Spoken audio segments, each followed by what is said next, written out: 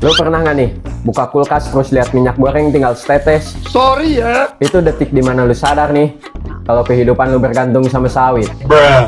Dan tiap kali ada berita tentang sawit nih, timeline langsung berubah jadi dua kubu tuh. Kubu pertama sawit penyelamat bangsa, kubu kedua sawit perusak dunia. Dan gua cuma di tengah-tengah tuh, sambil makan gorengan nih minyaknya dari sawit juga. Jadi sebenarnya gua dukung siapa nih? Gua dukung gorengan kah? Oke, jadi sejarah sawit di Indonesia itu kayak drama sinetron panjang yang nggak pernah tamat tuh. Sawit masuk ke Indonesia pada tahun 1848. Awalnya Belanda bawa sawit tuh ke Bogor buat jadi tanaman hias. Yap, tanaman hias. Dulu buat cantik-cantikan, sekarang malah jadi penyelamat APBN. Terus di tahun 1911 nih, dibikinin tuh kebun komersial pertama di Sumatera. Belanda ngeliat, duit nih, langsung gas. Dan setelah merdeka Indonesia juga baru sadar tuh. Ini duit juga ya?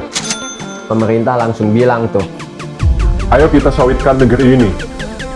langsung tuh ekspansi kebun kayak orang baru naik limit kartu kredit. Dan baru tuh di tahun 2006 sampai sekarang Indonesia jadi raja sawit dunia. Saya kira ke depan kita juga harus tambah tanam kelapa sawit. Nggak usah takut. Malaysia cuma bisa ngeliat sambil bilang tuh, Abang, jangan serakah kali lah.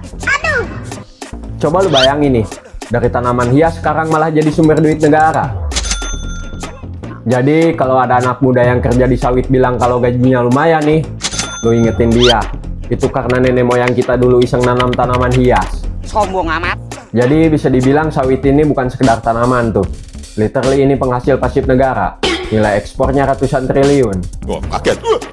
Produk turunannya ada 1000 lebih nih, termasuk es krim, sabun, mie instan, deterjen, skincare, biskuit, dan foundation yang bisa bikin muka lu beda 3 tahun.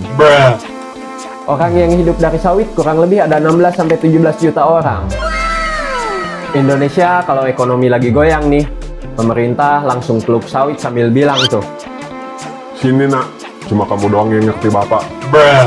hutan, Pak, bagaimana dengan kami? pemerintah. Nanti. Jadi sawit itu udah kayak anak sulung yang selalu dimintain tolong buat bayar listrik rumah. Terus kita lanjut ke masalahnya nih. Masalahnya ada banyak, kayak hutang negara. Pertama, deforestasi. Hutan diganti dengan sawit. Efeknya nih, orang hutan turun ke kampung. Bukan buat ngecas HP, tapi buat ngamuk mungkin. Jadi sekitar 6-9 juta hektar sawit itu berdiri di bekas hutan. Kalau hutannya bisa ngomong nih, dia pasti bakal bilang tuh, Bang, bangun rumah boleh, tapi jangan semua halaman gua lu ambil dong.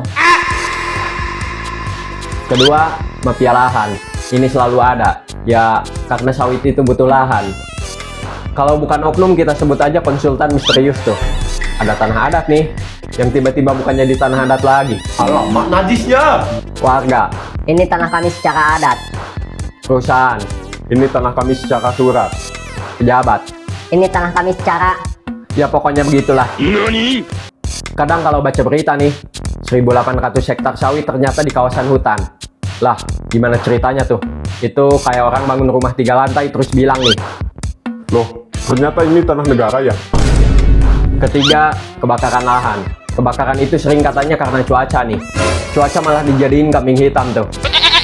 Pas kebakaran nih, anak-anak sekolah di Kalimantan, Sumatera, Singapura, Malaysia hidup kayak di game Silent Hill. Asap di mana-mana. Anak, Kok langit putih, Bu? Bu Guru. Itu bukan langit, nak. Tapi itu musim buka lahan.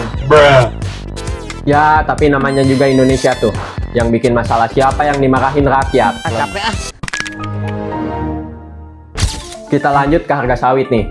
Jadi TBS, tandan buah segar itu harganya naik turun. Kayak kripto. McLaren lu warna apa, Bos? Hari ini naik, petani senyum. Bulan depannya turun, petani langsung nyari siapa yang harus disalahin. Terus, lusanya naik lagi. Petani langsung update story WA. Alamak, duit nih. Jadi kalau petani buka HP pagi-pagi nih, ngelihat harga sawit itu udah kayak ngecek Shopee Paylater tanggal 1. Terus kita lanjut ke perang minyak internasional nih. Jadi Uni Eropa bilang nih, kalau sawit itu tidak sustainable. Indonesia. Tunggu dulu, kok nadanya tinggi begitu? Jadi Uni Eropa itu punya minyak bunga matahari, tapi masalahnya cuma satu, mahal. Itu kalau dipakai buat goreng tahu isi lu bisa langsung miskin. Makanya mereka langsung gas tuh buat jelek-jelekin sawit. Ini literally perang antara bule dengan Eropa Sunflower Oil versus kita dengan minyak goreng 2 liter promo 24.900. Kita punya 16,38 juta hektar kebun sawit. Itu luasnya setara Pulau Jawa, plus Bali, plus bonus Dupan. Dan herannya waktu minyak goreng langka 2022 kemarin nih, negara penghasil sawit terbesar di dunia malah bingung nyari minyak goreng tuh. Itu kayak lu jadi penjual pulsa nih, tapi HP sendiri nggak pernah ada quota. Indonesia itu produsen sawit terbesar di dunia, tapi rakyatnya nih, nyari minyak goreng udah kayak nyari obat kuat ilegal. Di supermarket kosong, di minimarket kosong, satu-satunya yang punya cuma pejabat. Sorry ya. Bahkan waktu itu mama sampai berantem rebutan minyak nih. Ada yang ngejar truk minyak, ada yang beli lewat jalur gelap. Ini benar-benar puncak komedi gelap Indonesia tuh. Arah kedepannya pemerintah mau dorong nih biodiesel B60, produk turunan sawit, sertifikasi hijau, dan standar berkelanjutan. Tapi masalahnya satu, implementasi. Di kertas sempurna kadang di lapangan sering jadi. Pak, ini dokumennya mana? Ah, kita improvisasi aja. Mirip banget sama anak kuliah yang ngerjain skripsi. Jadi kesimpulannya sawit itu bagian penting dari hidup orang Indonesia nih. Dari mulai minyak goreng, sabun, es krim, sampai make up gebetan lo. Tanpa sawit nih, ekonomi pingsan. Tapi terlalu banyak sawit, hutan nangis. Jadi yang kita butuhin itu cuma satu hal nih, sawit yang benar. Biar duit tetap ngalir, hutan tetap ada, dan harga minyak goreng nggak naik turun kayak nilai tukar rupiah.